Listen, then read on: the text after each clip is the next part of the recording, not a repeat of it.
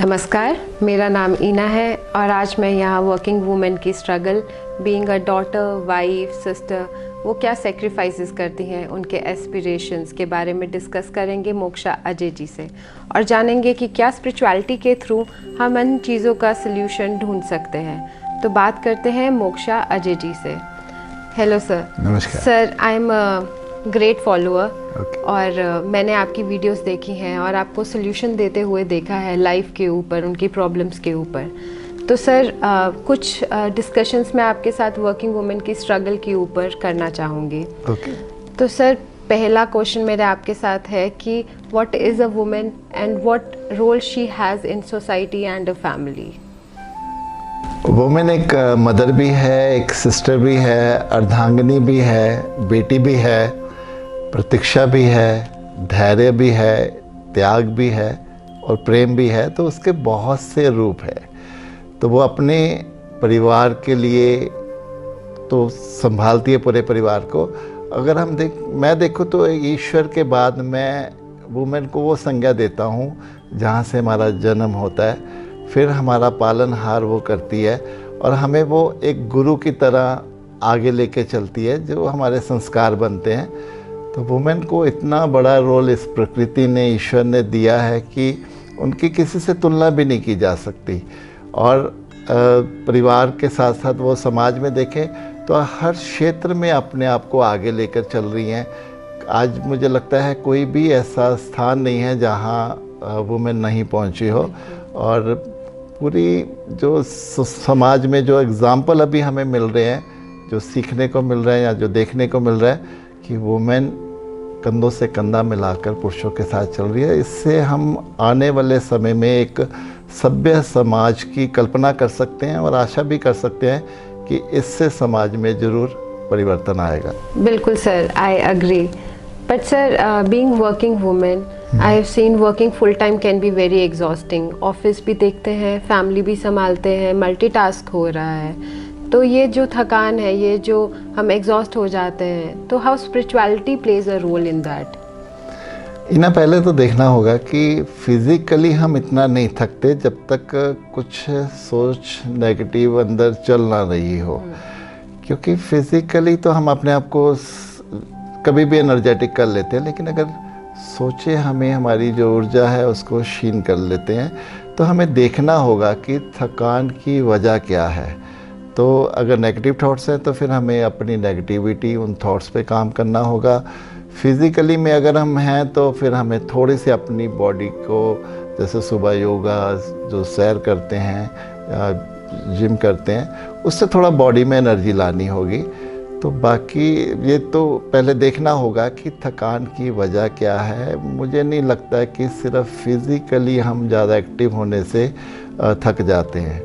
तो सर आपका कहना है कि हमारे थॉट्स हमारी एनर्जी ड्रेन करते हैं? हाँ जी, जो नेगेटिव थॉट्स कि मन में क्या चल रहा है, आपके कोई प्रेशर है, कोई आप तनाव में हैं, कोई बोझ लेकर बैठे हैं, या कुछ भी गिल्ट है, कुछ पश्चाताप है, कुछ शिकायतें हैं, कुछ चिंता है, कोई भय है आगे के लिए, तो ये कुछ भी हो सकता है। अगर इनमें से कुछ भी अगर हम कैरी करते हैं तो उससे फिर हमारी जो ऊर्जा है वो क्षीण होती जाती है और हम बहुत जल्दी थक जाते हैं। शाम तक तो बिल्कुल ही हम एकदम बेहाल से हो जाते हैं। सर बिल्कुल। तो सर ये जो स्ट्रेस है ये मन में है और बॉडी लेथार्जिक हो जाती है, बट मतलब ये कैसे इंटरकनेक्टेड है? ये दोनों आपस में जुड़े हैं ना। हम देखा जाए तो एक पूरा एक पैकेज है हम अपने आप में। अगर हमारा मन खुश नहीं है, तनाव में है, तो अगर आप देखो सुबह शरीर को हम खुली हवा में ले जाते हैं, हम एक्सरसाइज करते हैं, तो फिर मन भी खिलना शुरू हो जाता है, पूरा जीवन खिलना शुरू हो जाता है। तो हर चीज़ आपस में जुड़ी हुई है। इसीलिए अगर हमें तंदुरुस्त रखना है अपने आप को, तो हमें अपने मन को भी खुश रखना होगा।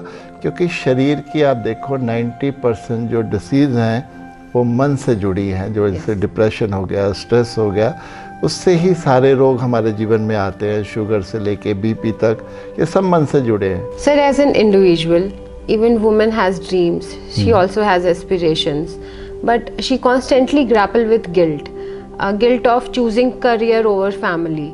तो सर फैमिली ना चूज़ करने के कारण एक गिल्ट में रहते कि हाँ मैंने करियर अपनाया है और मैं ध्यान नहीं रख पा रही हूँ बैकएंड में फैमिली का, इतना ज़्यादा फोकस में नहीं आती हैं ये चीज़ें, पर बैकएंड में, हेड के बैकएंड में एक ये गिल्ट चलता रहता है कि हाँ मतलब मैं फैमिली नहीं देख पा रही।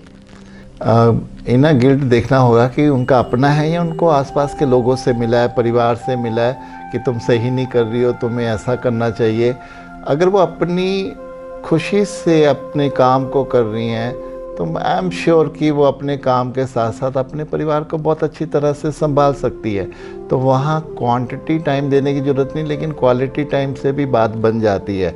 फिर वहीं अब जब वो अपनी इच्छा से, अपनी खुशी से जब ये सब कर रही हैं तो मुझे नहीं लगता कि गिल्ट की कोई वजह यहाँ पे है। तो गिल्ट में वैसे भी नहीं होना चाहिए। अगर कहीं पे कुछ कमी लगती है तो उसको ऑर्गेनाइज करके, मैनेज करके आगे बढ़ना चाहिए। गिल्ट तो जीवन में होना ही नहीं चाहिए, ये मेरा मानना है कि और अध्यात्म हमें अलाउ भी नहीं करता कि हम जीवन में कुछ भी गिल्ट या पश्चाताप, रिग्रेट लेकर चले, तो ये छोड़ देना चाहिए। तो फिर सर यहाँ पर एक फैमिली का, सोसाइटी का रोल आता है एक वर्किंग वुमेन को हेल्प करने के लिए। What role a family should play, a society should play to help a women? ये एक प्राचीन समय था जब वुमेन को इतनी पावर नहीं थी, इतने राइट्स नहीं थे उनके पास। तब से आप देखो, एक सती प्रथा, पर्दा प्रथा या बाल विवाह, ये सब तब चल रहा था जहाँ उसको राइट्स नहीं दिए जाते थे। लेकिन आज तो समय बिल्कुल बदल गया है और अगर वुमेन वर्किंग में है तो डेफिनेटली फैमिली को सबसे पहले आकर सपोर्ट करनी चाहिए, क्योंकि उसका जो कारण है वर्किंग का, वो भी तो उससे फैमिली को सपोर्ट कर रही है।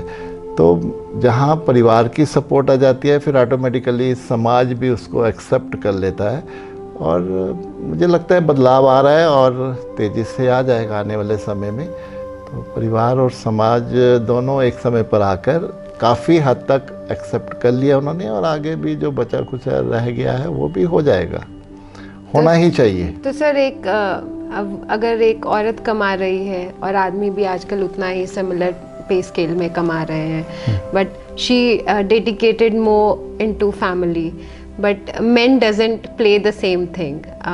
Men sometimes ignores family कि हाँ जी औरत का ही काम है, औरत ही संभालेगी. So I believe men should also play the same role. बिल्कुल, और ये होना चाहिए क्योंकि दोनों अपना पूरा 50-50 रोल निभा रहे हैं। तो पुरुषों को भी समझना चाहिए कि अगर उन्होंने वर्किंग वुमेन को चूज़ किया अपने जीवन में तो फिर ये तो है नहीं कि वो ही सिर्फ घर संभालेगी, तो मिलकर ही घर को संभालना होगा। और वहीं अगर पुरुष सेलेक्ट करते हैं कि वो एक ऐसी पत्नी को चाहते हैं जो घर को ही संभाले, चीज़ों को ऑर्गेनाइज करे, तो फिर उनको ये देखना होगा कि हाँ वो वर्किंग में नहीं है, वो पैसा नहीं कमाएगी लेकिन बाकी चीज़ ऑर्गेनाइज करती है। तो ऐसे ही जैसे मैं कह सकता हूँ कि जो एक ब्यूटीफुल वुमेन को अपनी जीवन में सिलेक्ट करता है अपने जीवन साथी के रूप में, तो फिर उसके खर्चे उठाने पड़ते हैं। लाइक एक्सपेक्टेशंस तो होती है वैसे ही जब हम ब्रेव वुमेन अपने जीवन में लेके आते हैं तो फिर उसके अपनी थॉट्स हैं, उसके अपने नज़रिया, विज़न है, तो हस्बैंड को थोड़ा उस हिसाब से चलना पड़ता है। तो जहाँ ग्रेट वुमेन आपके जीवन में है तो फिर आपको वो वैसे ही उसको सम्मान देना है, उसको प्रेम देना है, वैसे ही ट्रीट करना है। और ये वाइस वर्सा दोनों को एक साथ एक जैसे है, सेम वाइफ के लिए हस्बैंड और हस्बैंड के लिए वाइफ। तो ये जीवन की गाड़ी तो दोनों पटरियों पे चलेगी, हस्बैंड और वाइफ की। बिल्कुल सर। और सर औरतों की, जैसे I work with women around, तो औरतों की ये शिकायत रहती है कि वो सेल्फ ग्रूमिंग के लिए टाइम नहीं निकाल पाती, कि जैसे कि हम मल्टीटास्क हो रहा है, फैमिली देख रहे हैं, घर देख रहे हैं और ऑफिस भी देख रहे हैं और बिल्कुल समय खुद के लिए नहीं निकाल पाता। तो ये जो समय की कमी है और वो फ्रस्ट्रेशन भी कहीं ना कहीं आ जाती है कि हमारे पास सेल्फ टाइम नहीं है, सेल्फ लेजर नहीं है, तो कैसे हम सेल्फ टाइम ढूंढ सकते हैं? इन अध्यात्म की मैं बात करूं तो यहाँ शिकायतों की कोई गुंजाइश नहीं है। अगर आपको अपने जीवन से शिकायतें हैं या दूसरों से शिकायतें हैं तो आपको अपने पे ही काम करना पड़ेगा इन दोनों सिचुएशन में। तो शिकायतें आपकी हैं, इसको दूर भी आपने ही करना है। 24 घंटे सबके पास है, 24 घंटे उनके पास हैं, तो कैसे ऑर्गेनाइज करना है ये तो फिर उन पे क्वालिटी है। हाँ, शिकायतें करने से कुछ नहीं होगा। तो जीवन से हमें शिकायतों को भी बिल्कुल निकाल देना चाहिए, जैसे गिल्ट को और रिग्रेट को हम निकालते हैं। तो शिकायतों की भी कोई जगह नहीं है। तो ऑर्गेनाइज करें और खुशी से उस पर काम करें। तो बाहर से कोई हमें कुछ मिलने वाला नहीं है, मतलब अपने आप ही हमें बाहर से तभी मिलता है जब आप खुश रहते हो अंदर से। आप उदास हो, निराश हो, हताश हो जीवन में, और आपको लगे कि बाहर से आपको सपोर्ट मिले तो आप खुश हो जाएंगे, ऐसा होने वाला नहीं है। अपनी उस सभी नेगेटिविटी को पॉजिटिविटी में बदलने की जिम्मेवारी हमारी स्वयं की होती है। और जब हम खुश होते हैं तो देखो आप दूसरे भी हमारी ओर अट्रैक्ट होते हैं। और वहीं जब हम नेगेटिव होते हैं तो दूसरे हमें अवॉइड करते हैं कि ये नहीं, मैं अपनी एनर्जी लो नहीं करना चाहूँगा, थोड़ा मैं दूर ही रहूँ। तो जब आप ये समझ जाते हो कि मैं हूँ अपने जीवन में, मैंने ही अपने जीवन को बनाना है, संवारना है और उसको जीना है, तो फिर आप वैसे सिर्फ एक नज़रिया बदलने की बात है, आप बदलो, जीवन बदलना शुरू हो जाता है। बिल्कुल सर, नहीं ये तो बात सच है, बाहर से तो कोई सपोर्ट नहीं मिलता है, खुद ही चेंजेस करने पड़ते हैं। बाहर से सपोर्ट मिलता है, लेकिन उसके लिए आपको अपने भीतर स्वयं में मजबूत रहना होगा, अपने विज़न को स्ट्रॉन्ग रखना होगा।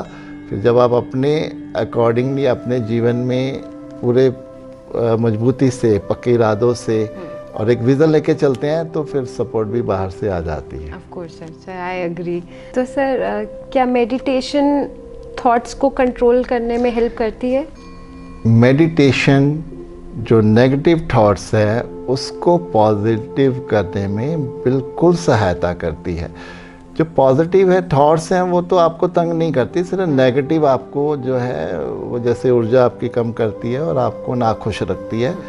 तो ध्यान और ज्ञान जो है वो आपको जीवन में चलते रहना चाहिए, ताकि कहीं पे भी मन पे थोड़ी सी भी मैल अगर हो जाती है तो वो ज्ञान और ध्यान उस मैल को धो देता है और फिर आपके जीवन को हमेशा ही खिला हुआ रखता है। तो ध्यान, जैसे आपने कहा था कि ऑफिस में फ़ोटो स्टेट करते हैं, जब मन बिल्कुल फ्री होगा, कोई नेगेटिव थॉट नहीं होगी, तो फिर आप जो भी करोगे वो एक ध्यान की प्रक्रिया ही बनता जाएगा।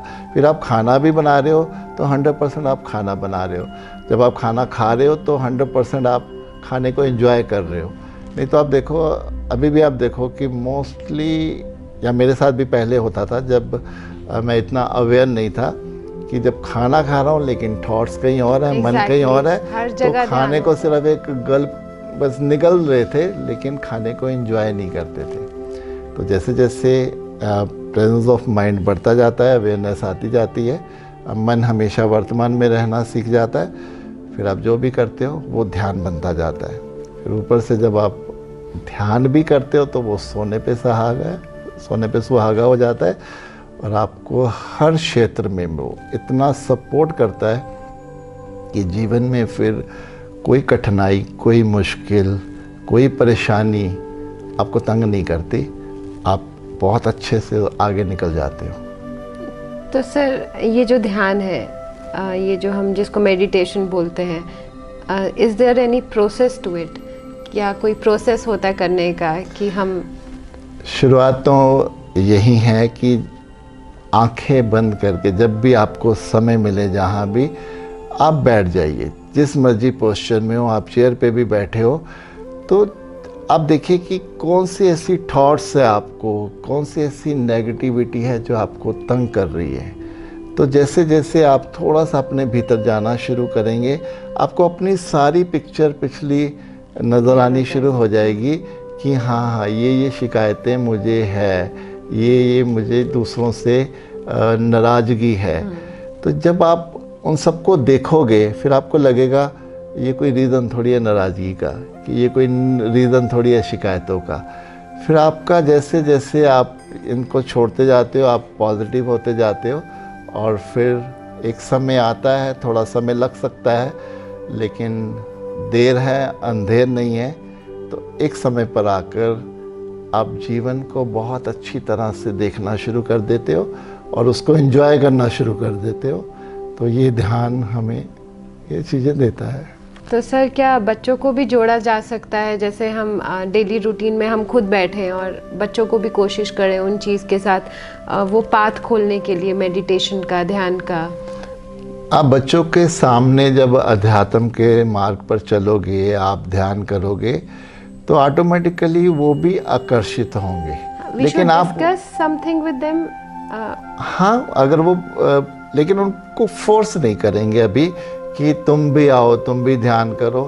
मैं बहुत से ऐसे मैंने एग्जाम्पल देखे हैं कि जैसे पेरेंट्स पूजा पाठ में होते हैं, स्पिरिचुअल होते हैं, मंदिर जाते हैं, तो बच्चों को ज़बरदस्ती बोलते हैं कि भाई आप भी हाँ चलो और माथा टेको, या कोई बड़े बुजुर्ग उनके सामने आते हैं, चलो उनके पैरी हाथ लगाओ, लाइक दिस। तो मुझे लगता है कि अभी बच्चों के साथ ऐसा नहीं करना चाहिए। आप अपना अच्छा उनके सामने जो करोगे, बच्चे अपने आप ही आपसे सीखते हैं, आपको फॉलो करते हैं। जब वो आपको ध्यान करते देखेंगे, अच्छे ज्ञान की बातें आपसे सुनेंगे, तो ऑटोमेटिकली उनका भी जो आकर्षण है, इंटरेस्ट है, वो अध्यात्म की ओर, स्पिरिचुअलिटी की ओर अपने आप आना शुरू हो जाता है। हाँ, वो एक्चुअली बहुत कीन हो जाते हैं जानने के लिए कि है क्या, वो खुद ही बैठना या खुद ही देखना शुरू कर देंगे चीज़ों हाँ, को। बिल्कुल। वो देखिए, संस्कार तो मैं कह सकता हूँ कि काफ़ी हद तक बच्चे पेरेंट्स की ही कॉपी करते हैं, वहीं सीखते हैं और वो वैसे ही ऑलमोस्ट बन जाते हैं। बिल्कुल सर, पेरेंट्स फर्स्ट स्कूल तो है ही है बच्चों का। हाँ जी, एक वुमेन तो सबसे बड़ा रोल है अपने बच्चों के लिए, क्योंकि बच्चे सबसे ज़्यादा इमोशनली मदर के साथ ज़्यादा जुड़े होते हैं, जो मैं मानता हूँ, क्योंकि मैं अपनी मदर के साथ हमेशा से ही ज़्यादा जुड़ा रहा हूँ। बिल्कुल सर। तो सर इतना कुछ डिस्कस किया अध्यात्म पे, स्पिरिचुअलिटी पे, तो पर्सनली मेरा एक लास्ट क्वेश्चन है कि व्हाट इज़ दिस मोक्षा? ये वर्ड मोक्षा क्या है, and how journey to moksha can enhance the life of a personal individual? इना बहुत से लोग मुझे कमेंट बॉक्स पे भी पूछते हैं कि मोक्ष क्या है, क्या ये मरने के बाद मिलता है? लेकिन मैं यहाँ कहना चाहूँगा कि मेरा मानना है कि मोक्ष एक स्टेट ऑफ माइंड है, हमारी मन की ऐसी स्थिति जहाँ कोई नेगेटिविटी नहीं है, ना खुशी नहीं है। हम आनंद, शांति, सुकून और इस प्रकृति के साथ, अपने ईश्वर के साथ, अपने भीतर जब स्वयं में स्थित हो जाते हैं, केंद्रित हो जाते हैं, तो वहीं हमें फिर मोक्ष लगने लगता है। क्योंकि फिर जीवन को हम जीने लगते हैं, क्योंकि हमें जो जीवन मिला है वो किस लिए मिला है? क्या हमें ये सब रोने धोने गिड़गिड़ाने के लिए मिला है, जैसे आप बोलते हैं कि गिल्ट है? क्या हमें इन सब के लिए मिला है? नहीं। जीवन का अगर हम लक्ष्य देखें तो जीवन हमें भरपूर जीने के लिए मिला है।